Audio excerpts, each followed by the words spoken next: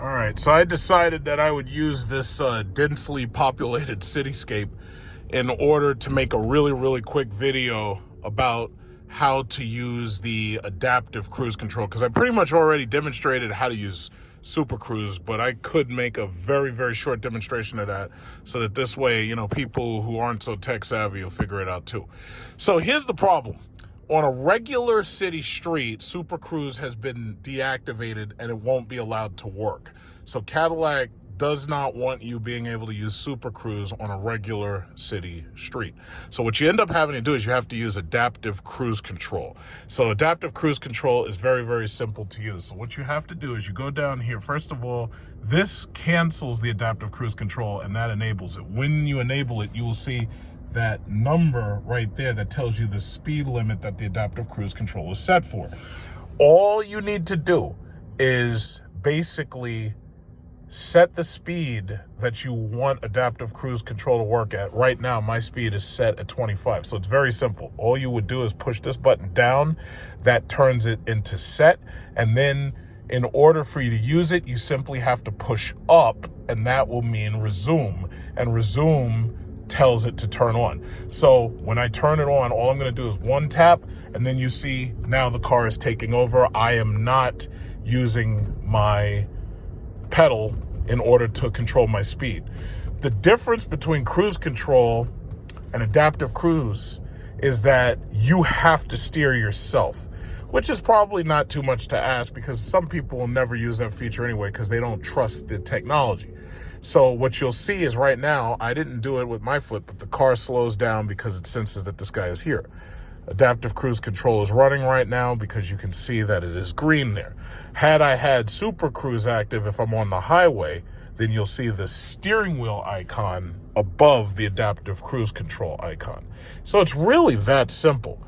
You operate the entire thing using the resume or set button.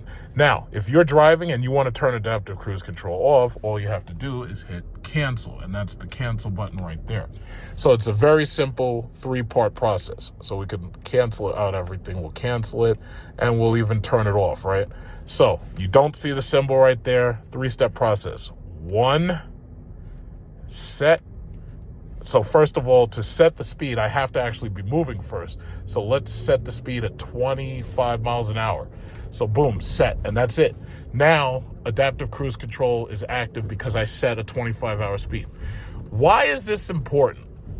If you're inside New York City or inside one of these communist states like California or something, we've got speed cameras, and these speed cameras will get you if you are going anything over about 35 miles per hour.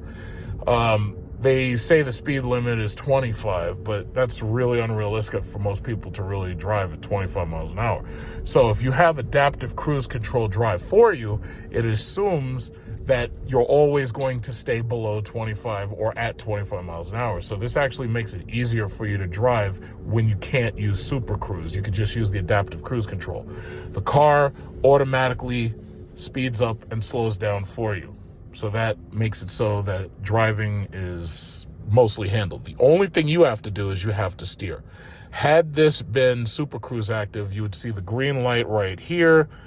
And that's only once you activate Super Cruise by touching right there. And then the car will steer itself. And that's it. I remember when the CT6 first came out, there was a lot of information that this thing put on the screen. And a lot of it was really unnecessary. If there's a pedestrian in front of you, you'll get a yellow symbol that looks like a man walking, and that will tell you that the car is slowing down and stopping because there's a pedestrian. If there's a car, you'll get one of these green symbols right there that looks like a car, and the car will slow down and it'll tell you that there's a car in front of you. The important thing, however, to remember, and this is the last thing I'll say about adaptive cruise control, if you're driving in adaptive cruise control mode, the car will not automatically pick up and resume, nor can it obey the traffic lights. That's Cadillac's Ultra Cruise, and that hasn't come out yet. So the Celeste can actually see the green and the red lights. The car will stay at a standstill, and you will get a bump in your seat, and it will notify you if it's not able to resume by itself. And if it has to force you to resume for it, all you got to do is move this lever up, and that means resume for the adaptive cruise control, and resume will automatically let you keep going. And it's just that simple. It's a very, very, very, very, very, very simple process. Because you see right there, you see those damn things? You see those speed cameras right there? Those things are there to ruin your day, and you can't let them. We got to make it so that we're driving in ways where we never have to pay the state a dime of our money more than we actually have to, because these commies will take every single dime from you if you let them. So thank you for joining, and that was a very quick walkthrough of the adaptive cruise control. So for this video, I got to thank Lectron for sending me the J1772 to Tesla charging adapter. So it says, power your Tesla with the J1772 charger. Lectron makes excellent products. If you look at the 3 videos that I've already posted, I show the installation of the V-Box, and I also show how you can use the portable charger, which is pretty much self-explanatory.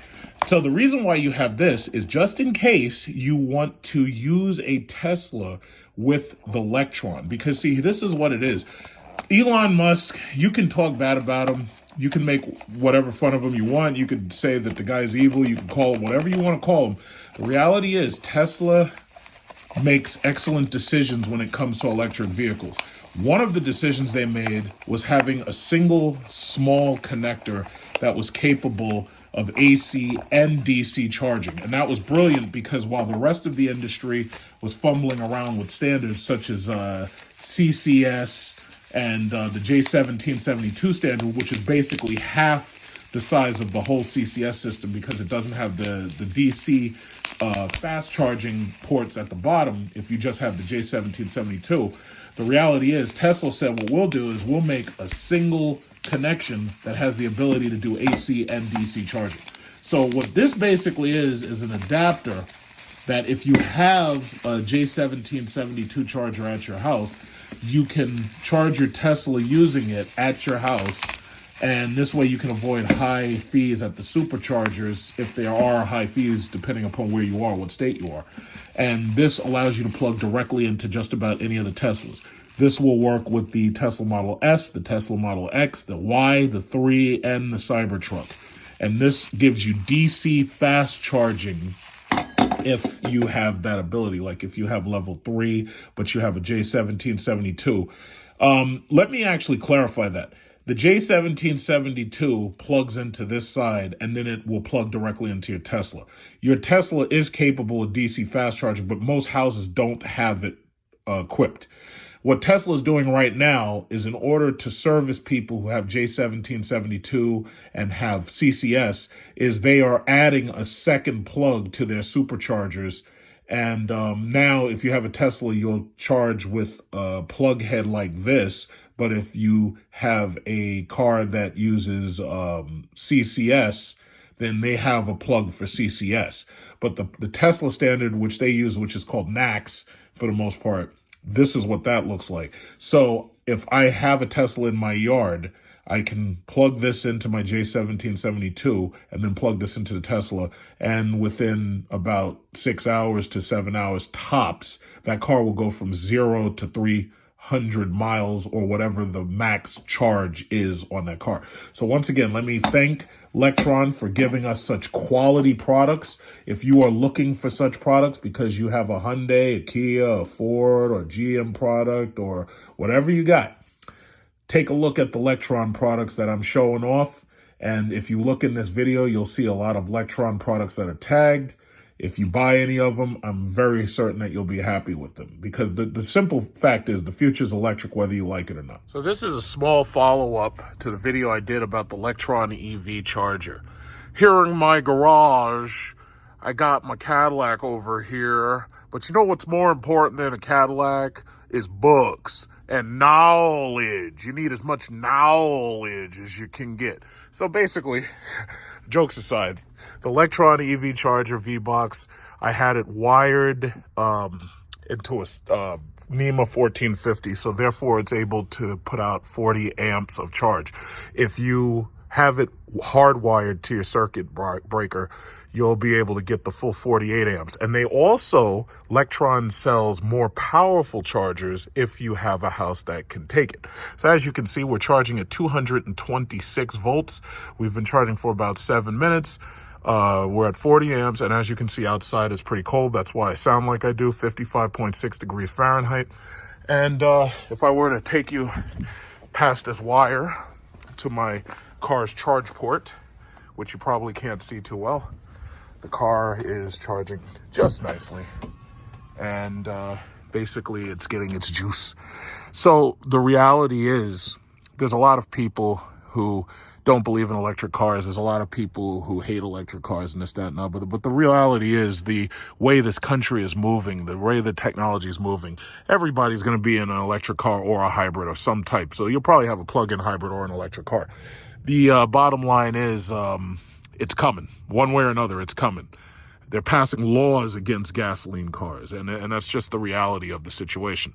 So I plugged this car in right now. It is 8:24. It's been charging for a couple of minutes, and this car will be finished charging back to 100% of charge, or 100% of whatever the maximum battery capacity is, because you can change the settings in certain cars, and you can also tell the car when you want it to charge and when you don't want it to charge. But for the most part, by the time I would wake up in the morning, the car is 100% fully charged. And for anybody who's like, oh, yeah, well, you shouldn't charge. Me personally, I believe in charging the car outside of the house, away from the house. I don't want the car inside a garage or inside a house because, once again, technology is fickle. You never know if something could possibly happen. But if anything does happen, there's enough space between my house and the car where if anything did happen, God forbid there was a fire, I wouldn't really have to worry about it. And the thing about it is it wouldn't be able to burn down my house because I have fire suppression systems.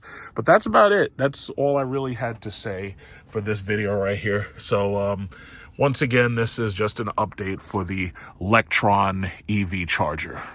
The next time I do a video, I'm going to try to get a Tesla in here so that I can show you the Tesla adapter.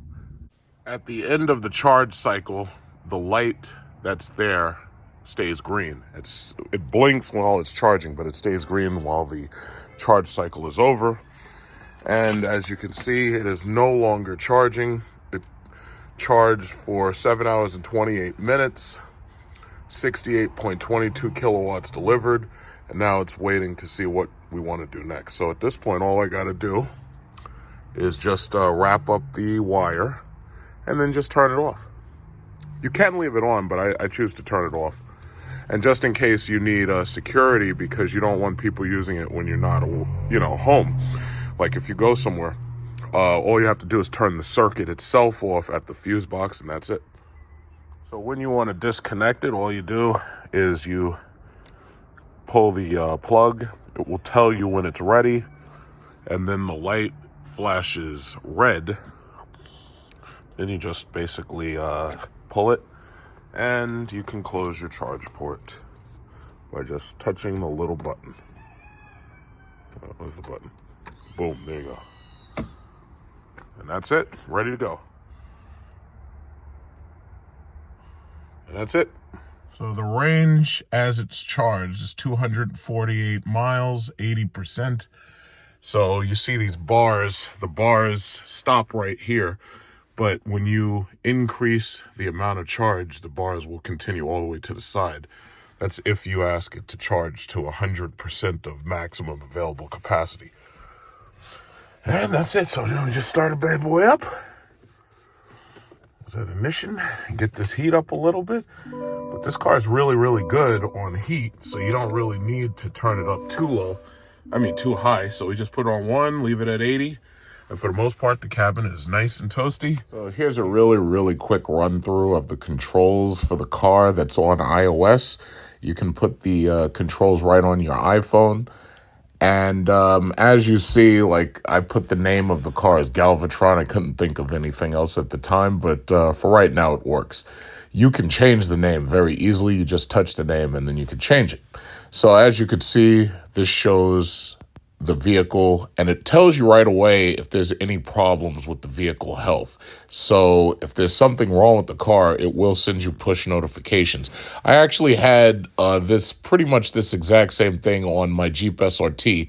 The only difference was because the Jeep SRT wasn't an electric car, you couldn't control it from this app in the way that you can control an electric car. So Hyundai, Kia, Mercedes, BMW, a lot of them have these apps for their cars. But electric cars, it's easier to do stuff that you normally couldn't do with a gas-powered car that has hydraulic steering. As you can see, those are the controls that you do have on the iOS app. Lock, start, unlock, sound alarm, stop alarm, flashlight, stop lights, unlock liftgate. All they have to do is update this with over-the-air updates or a software update that you would download to your phone, and some of this stuff can change, the look can change. And they're always doing updates in order to improve the app, and they'll have to do updates in order to increase the number of cars on it, like, for instance, the Viz IQ, the Escalade IQ, and the Celeste IQ, if it's not already here. So right now, yeah, my car is locked, and I can make sure it's locked.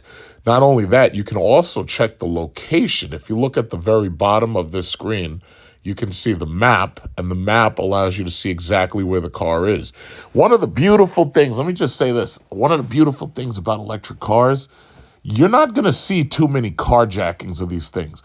These things have, satellite, and they got 4G and 5G and LTE. You can't steal one of these cars, because if you do steal it, they can literally track you right back to your chop shop, or they can track you back to your shitty, wherever you are where you steal cars and you bring them back to. They can find your ass. And there's been a lot of examples of people tracking people down who steal their cars and killing them. Like, they've had those Apple AirTags on their own car to make, like, there was a couple of stories not long ago, and the news doesn't listen to this, and the news doesn't talk about it, because the last thing they want is for the criminals to be at a disadvantage. So there's a couple of stories that you probably heard of a couple of months ago, or even a couple of years ago, where people had like AirTags on their cars. And what they would do is if somebody stole their car, they track them down and they literally kill the person. And they don't want you doing that because, they like it when the criminal gets away and lives another day. The Democrats love that. But this is Republican territory right here. We're not playing no games. So anyway, you can't steal my car because I'll know exactly where you are. So I'll just summarize it just like that. So then other than that, look at this. We got the health center right here. So you can easily make health updates on your car. You can easily see if there's anything wrong with your car. You can schedule service. It gives you push notifications to tell you whether or not your service is done. With my vehicle, it actually tells you, like down here, about the car, like about the vehicle status. Like you can look at the vehicle status right there. I can see that the tires are 40 PSI. Because these are electric cars and these things are heavy, the tire pressure is supposed to be around 40 PSI. Now, with regular cars like my Jeep SRT, keep in mind, this Lyriq weighs more than my Jeep SRT. And that's amazing because that Jeep SRT is like 5,000 pounds or something like that. This car weighs like 6,600 pounds or something like that. But you can see the tire pressure easily, and if your tire starts going down, you get a push notification. It tells you that your tire's flat or something like that. It tells you that I've only had this car like a day, and I've driven 213 miles. And as you can see, it tells you how long you have until the next service, and it tells you about your diagnostics. Like, it's constantly watching the car. If there's something wrong with the lithium-ion battery, or if there was something wrong with the drive unit, then obviously these check marks aren't checked. So yeah, this is really, really, really freaking cool. Now, again, a lot of cars have apps like this, especially if you have a GM car. You have OnStar, and that's just what it looks like. When you buy the cars, the service advisor or your dealer, he'll sit down with you and he helps you register this. It only takes about 5 minutes. And it's a really cool thing to have, you know. Me personally, I don't really like unlocking and locking the car and stuff over the internet. However, let's say like I was somewhere else, like let's say I'm in Indonesia, just like I'm going on vacation, and let's say somebody's like, "Oh yeah, I'm here with your car, and I need to get something out of your car," but of course I would leave my keys with them. But let's say somebody needs to get into your car and they call you up and you're in another country. All I got to do is just push the unlock button, the lock button, or whatever. And not only that, but I can see where the car is. So let's say somebody's driving my car, joyriding my car, and I can look. All I got to do is go down to the bottom, look at the map, and I know exactly where the car is. And the map pops up. It's like a Google map. It shows you exactly where the car is. So that's actually pretty cool. The car has a teen driver setting, so that if you set it for teen driver, it makes it so that the car can't exceed like 30 miles an hour or something like that. So there's a lot of little features and stuff that they have because it's an electric car. In the future, they may or may not add the ability for the car to summon, like where you stand still and the car can drive to you. But that's something that they don't like having on most of these cars because it's a huge insurance liability if that thing runs down some old lady. So, yeah, they don't like having certain things on these cars. But because it's an electric car, you have to remember that car can absolutely drive itself. So, you know, just like these new Teslas with the full self-driving, you know, Cadillac has Ultra Cruise and Super Cruise. So let's say you miss a payment or something, that car can damn near leave out of your house and drive back to the dealership. You know, so that's the future. And if you think about it, like, that's kind of the reason why I was making this video. It's like people keep on doubting the future of electric cars. And let me tell you something. You've seen the cars that I've driven and had and owned. There is absolutely no future for gas cars. Electric cars are the thing. It's coming. It's in the infancy, yes, but it's coming, and ain't nothing you can do about it. The laws that they've already put together said that by 2030, they're not allowed to even sell gas cars here. Now, I know some states that are red states are trying to buck that law, but if the biggest other states block out these cars that are gas, then the market will disappear. And that's what they're doing. It's just like what they're doing with guns.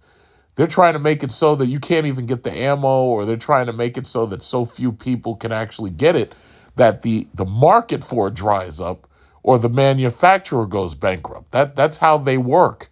The government is very, very predictable. They don't do it necessarily by force, but they'll do it by coercion, or they'll do it underhandedly in a way. And before you know it, everything that you had disappears. Gas cars are going away. Now, the trucks will be around maybe 10 years to 20 years later, because they said by 2040 they're not allowed to even sell gas trucks here. But the trucks may last a little longer, but the cars are on their way out. And that's just noticing in my comment section. I've had a lot of people constantly trying to say, oh, yeah, these electric cars, they're not going anywhere. They're in their infancy. They're not going. I was like, what, are you kidding? And then I'm thinking about it. Over the last year, electric cars have had record sales in every single major country.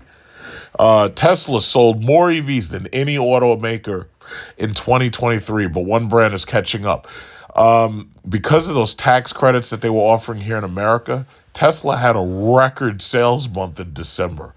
And China is outselling Tesla. Like, as you can see right here, it's like not far behind is BYD. So I'm invested in BYD just like Warren Buffett, because, you know, I saw that Warren Buffett went into BYD. So, you know, I decided to too. BYD sold 1.6 million battery powered cars.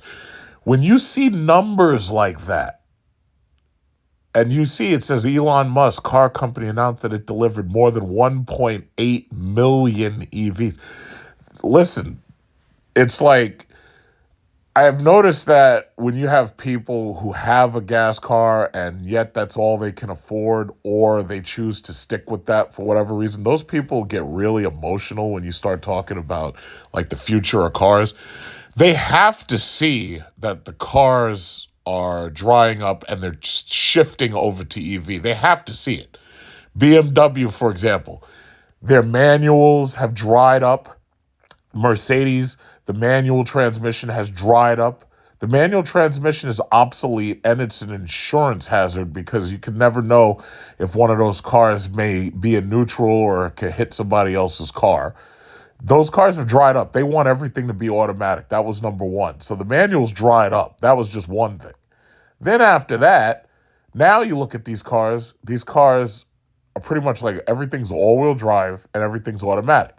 So that basically means that anybody can get into one of those cars, push a button, shift a stalk, and they just start driving. You don't have to be skilled to drive any of this stuff. That's the way the market wants it.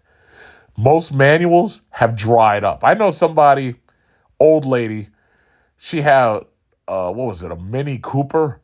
And the only reason why she stuck with that car was a couple of reasons. Number one, her kids were draining her bank account because they were in college. And the family could only afford so many cars. And they needed cars that were easy to afford and that, the husband and the wife, they could both drive a manual. And she kept that car because she wasn't able to get another car that was not automatic. She couldn't get another manual. And these SUVs and crossovers, all of them are pretty much automatic. So she held on to that car as long as she could, but eventually she ended up needing, having larger needs. She ended up getting an automatic crossover. And she just didn't have a choice. And again, that's how the system works. They make it so that there's no choice and your first choice dries up and now you don't have a choice anymore. It's just like with your washing machine, your dryer. They're saying that, and I said it first, when I heard that they said that your gas stove caused asthma in children, they come up with that bullshit. Now, they were talking all of that when Russia invaded Ukraine and then all the gas prices skyrocketed. All of a sudden, they're talking, the gas stove causes asthma. No. You lost that war with Russia. You sanctioned Russian oil, and now oil prices are sky high. Let's just tell the truth. So the bottom line is, they came for your gas stove. Then it was only logical that they're going to come for your water boiler because that runs on gas. So that means that in the near-term future, you're going to see electric heaters for houses. They're trying to get these houses to have all these solar panels on them because they want the houses to basically be part of the power grid. You'll see it. It's coming. And then they started this shit, the grill is fossil fuels and it hurts the children. It's giving the children asthma. I was like, how many children are around a grill and worried about a grill giving them asthma? Like almost none, right? But bottom line is they don't want you having fossil fuels. So they're going after these pizzerias, the brick-fired oven pizzerias, and they're basically saying, you have to have an electric oven and electric grill. Now, the chefs, like Gordon Ramsay, that shit would drive them insane. It's like cooking on electric is not the same thing as cooking on fire. And, that it's going to drive them nuts. But that's how the government plays. But anyway, back to the cars. It says the announcement revealed that the two models made up 1,775,000 plus of 96% of the vehicles it built and 1,739,000 of the vehicles it sold. So the overwhelming majority of EVs built and sold by Tesla are the Model 3 and the Model Y. And the reason for that is very obvious. It's because they were selling Model 3s and Model Ys cheaper than you could even get a gas-powered car of the same size. Because the thing you got to understand is that Model 3 is a big car. It's not a compact car. That's a big car. Supposedly Elon Musk is going to have like a Model 2, and that's going to be like $25,000.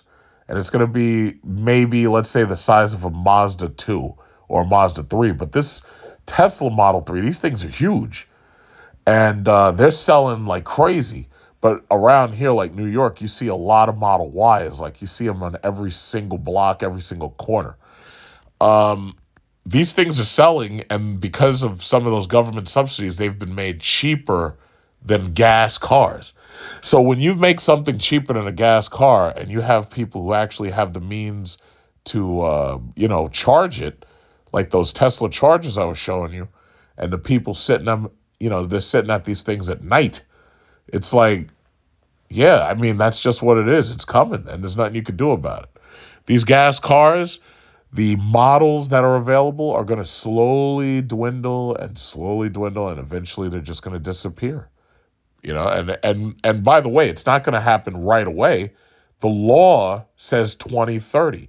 Right now, we're in 2024. So it's 6 years. Battery technology is changing. They've got sodium batteries. They got solid state batteries. The battery technology is changing. The reason why they like lithium is because lithium has high energy density. And on top of that, lithium is the third element. So lithium is actually relatively light. And if you look on YouTube, there's videos that show lithium mining. Yeah, lithium mining is dirty, but if you think about it, countries like in the lithium triangle, Bolivia, Argentina, and Chile, these countries need that money. So you've got these countries helping to perpetuate lithium mining. They need that money. So, it is what it is. That's the new, what do they call? They call lithium white gold. You know how they used to call oil black gold? They call lithium the new white gold. Eventually, the battery chemistry will change again, and they'll have those solid state batteries, and they'll just switch to something else. But for the time being, this is what it is. The iPhone that I'm using right now is lithium. So please just stop with the electric cars are going nowhere and it's a flop. That's bullshit. I'm telling you, it's coming. It's like you could try to pretend it's not coming. And that's the reason why I keep telling you about these electric vehicle stocks and the electric stocks that are associated with electric vehicles, like the charging systems. My thing is, I feel comfortable just, investing in the actual companies that are making these electric cars. BYD, Tesla, GM, Stellantis, and Ford and everything. Stellantis is like not there yet because right now they're just focused on hybrids. But the reality is, even those hybrids, some people believe that they'd rather have a hybrid because a hybrid allows them to also have gas. Yeah, but that's still a stopgap till you get to electric cars. So the hybrids, yeah, that's a good thing, but you have to remember it's just a middle step. It's a stopgap. So, it is what it is. But you can't deny the future. You just can't deny it. It's coming. It is what it is.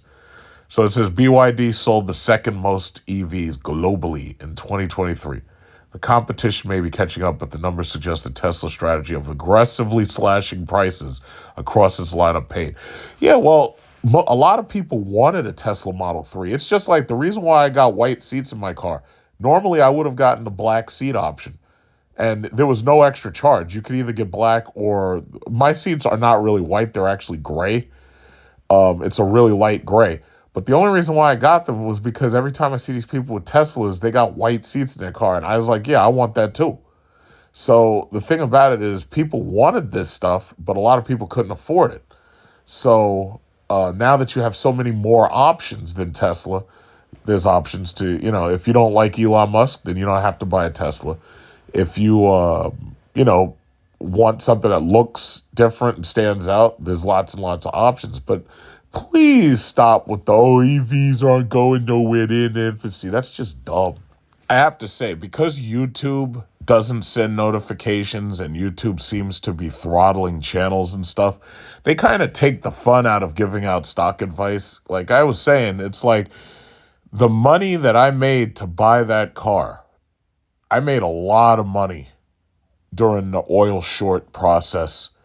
And when I was buying up all those oil stocks and stuff, I specifically said back then I was going to take that money and I was going to ironically use it to buy an electric car. So I shorted oil stocks to buy an electric car. It was just absolutely brilliant. But a lot of the advice that I gave out, a lot of you never even heard it because YouTube doesn't send out notifications. Like I remember in the good old days when you had cards on YouTube and you could set at the end of the videos, you could tell people exactly what you wanted them to watch next. YouTube killed all that shit so that they could drive the traffic the way they wanted it. And what they ended up doing was they started driving Google's profits into the ground. See, a lot of their self-sabotage is well invited by them. They're self-sabotaging themselves by screwing with content creators. Because what ends up happening is you make it so that the content creators like, you know what, do I really feel like making a video? Do I really care? So what ends up happening instead is content creators, they try to get you to pay for a membership. I'm not doing that. Because, see, if I have to do membership, I don't create enough content to warrant doing that.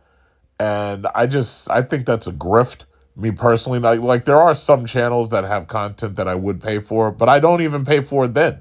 Because my thing is, what if I don't feel like watching you? It's like I'm going to keep paying you a monthly. That's like having a gym subscription and you're paying to have a gym subscription, but you don't feel like going to the gym because eventually you just don't feel like it.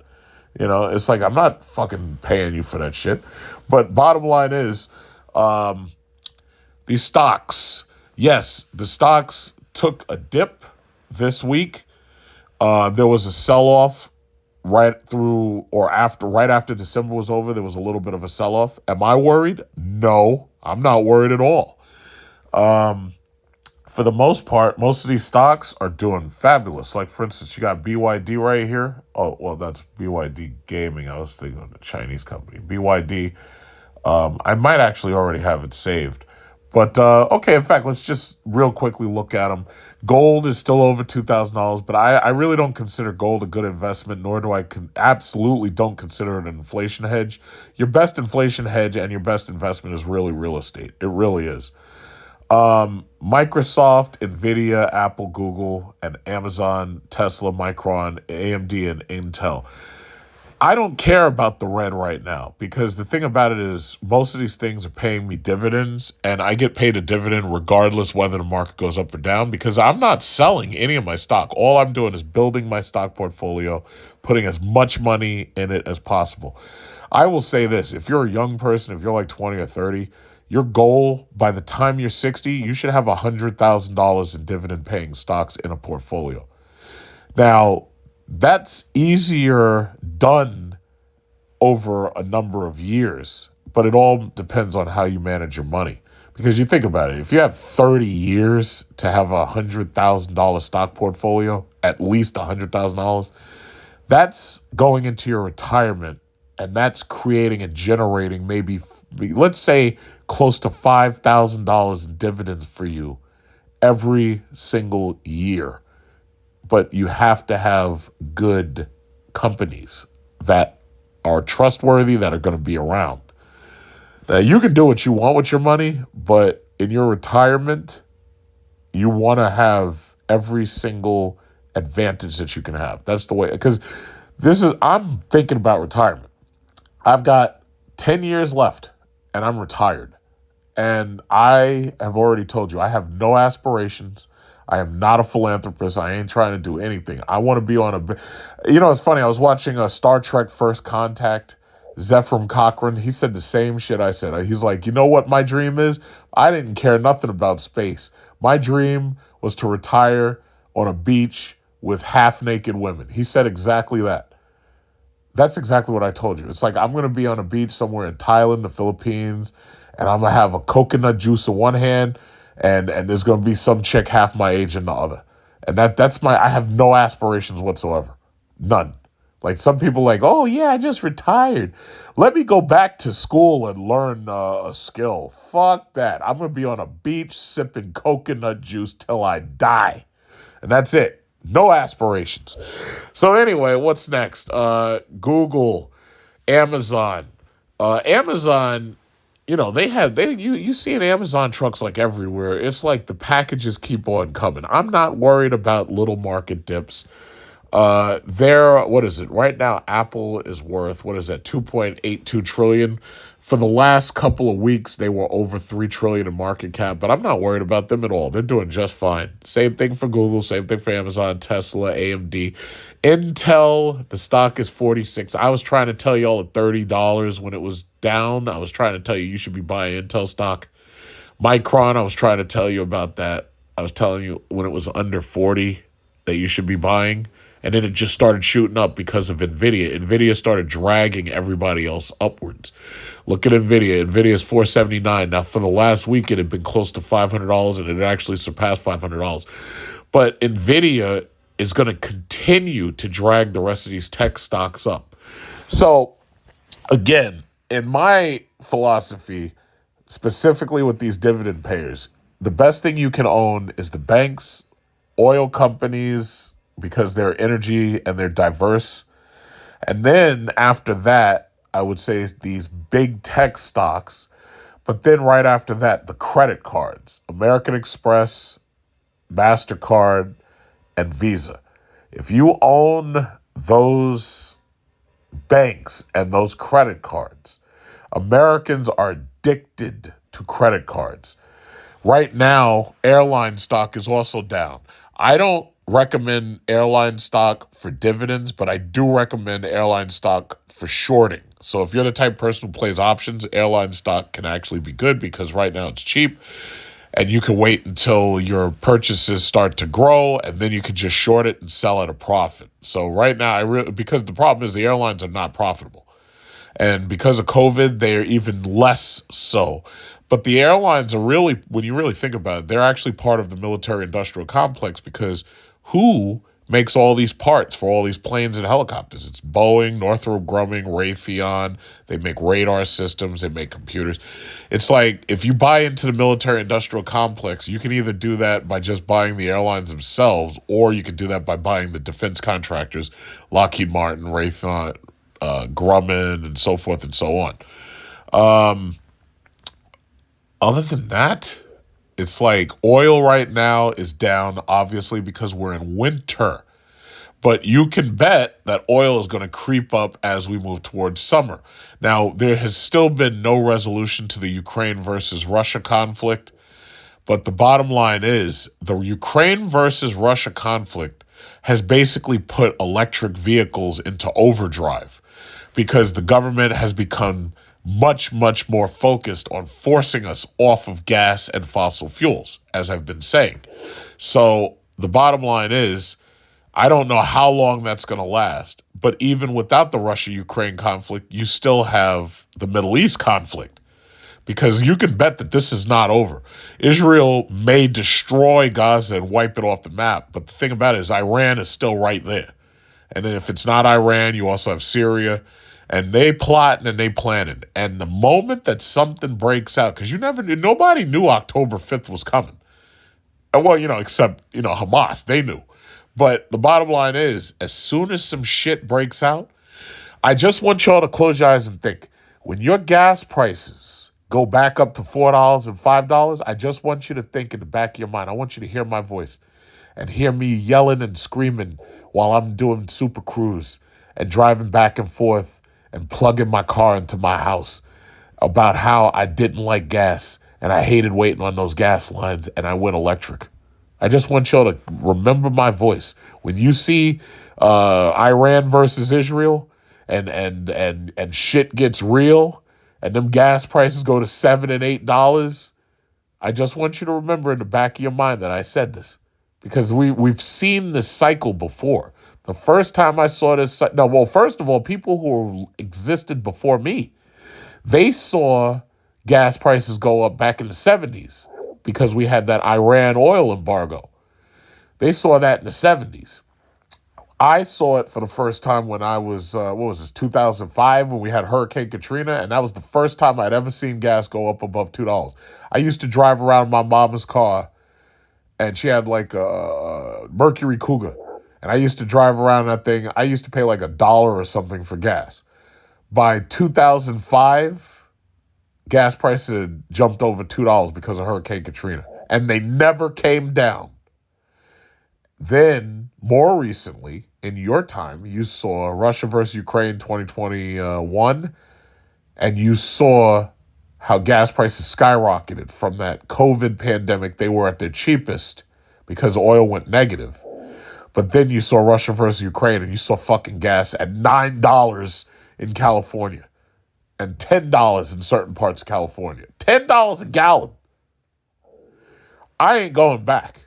So I'm going forward. That's it. So if you could, you want to drive around in a gas car while in the time that you have left. Oh, sure, no problem. But the bottom line is gas is going back up.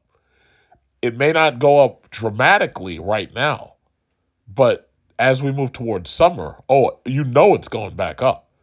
So while I'm in my electric caddy, I'm going to be driving past these gas stations and looking at them $4 a gallon signs and just shaking my head. I'll be like, yeah, I can't believe that was ever me. Okay, so let's keep going real quick because I want to finish up. These banks, Capital One, JP Morgan Chase, Wells Fargo, Citigroup, Bank of America, Goldman Sachs, Visa, MasterCard, American Express. Great banks to own. I was buying into some Carver bank stock. Carver dropped below $2, and it's been that way for a while. But when I buy it, I'm basically buying it planning to short it. If you look at the long term, when things were going good and everything was profitable, it was in the 20s. So I'm just buying small amounts of it. And I'm buying that Carver stock using dividend payments. Like when I get paid dividends, I just use that. I buy some Carver stock because like when I get a dividend payment, it's like $40 or $50, depending upon who's paying out. I just use that. I buy a little bit more of their stock. So when their stock does rise again, I'm just going to probably short it. Now, if something changes, maybe I won't short it, but you just don't know right now. And these are the gas companies. All of them are in the red right now because, as I said, gas is down, but all of them still pay dividends. So Shell, BP, Chevron, all these things are in the red. This is the time, if you want to invest in gas stocks, this is the time to buy. Let's see, anything else here? A lot of things are in the red, but I'm not worried about it, again, because the majority of these things pay dividends. So it's like whether the market goes up or down, you still get your paycheck. And that's just how it works. I mean, you have to have a strategy for your money. But that's basically all I had to say. It's like, at this point, I'm tired. So, you do what you want to do, but you need to have a strategy for your money. You need to invest this way. You're going to have a nice, comfy retirement. And that's about it right there. To be continued.